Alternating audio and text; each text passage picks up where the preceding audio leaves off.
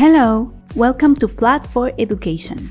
In this video, I'll show you how to onboard your students in our platform using Google Classroom. You have different ways to onboard your students on Flat with their Google accounts.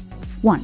If you post an assignment to your class, your students will have a direct link to the activity on Flat.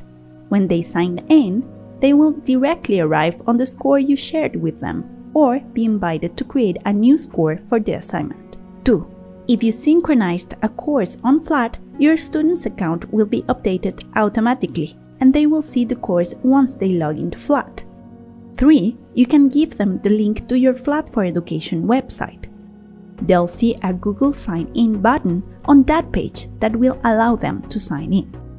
Regarding the assignments, once you post one, your students will see a direct link to Flat for Education.